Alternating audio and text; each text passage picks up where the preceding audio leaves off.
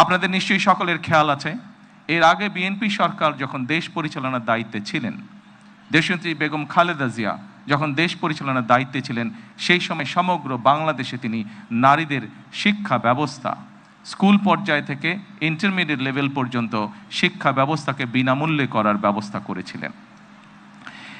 সেই শিক্ষিত নারী সমাজকে আজকে আমরা অর্থনৈতিকভাবে এম্পাওয়ার করতে চাই, অর্থনৈতিকভাবে তাদের সচ্ছলতা গড়ে তুলতে চাই, এবং সেই লক্ষ্যকে সামনে রেখেই বর্তমান সরকার গঠনের আগেই পরিকল্পনা গ্রহণ করেছে কিভাবে নারীদেরকে আমরা ক্ষমতায়ন করব, অর্থনৈতিকভাবে সচ্ছল করে গড়ে তুলব। এবং তারই অংশ হিসাবে আজকে এই ফ্যামিলি কার্ড আমরা সমগ্র বাংলাদেশে পর্যায়ক্রমিকভাবে ইন্ট্রোডিউস শুরু করলাম। আজকে আমরা প্রাথমিক পর্যায়ে, আপনারা নিশ্চয়ই এর মধ্যে বক্তব্য শুনেছেন, প্রাথমিক পর্যায়ে আমরা যেহেতু সরকারের কিছু নিয়ম নীতি আছে, আমাদেরকে সেই সকল নিয়ম নীতির মধ্যে দিয়ে আমাদেরকে একটি কাজ শুরু করতে হবে, এবং সেই নিয়ম নীতির অংশ হিসাবেই প্রথমে পাইলট প্রজেক্ট করতে হবে। সমগ্র বাংলাদেশে 14টি জায়গায় বা 14টি উপজেলায় এই কাজ শুরু হয়েছে।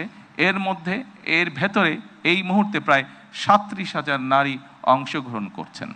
আমাদের এই কড়াইল এলাকা, ভাসান্ট এলাকা এবং সাততলা, এই 3টি এলাকায় প্রায় 15,000 নারীকে এই কার্ডের সুবিধার আওতায় আজকে নিয়ে আসা হয়েছে।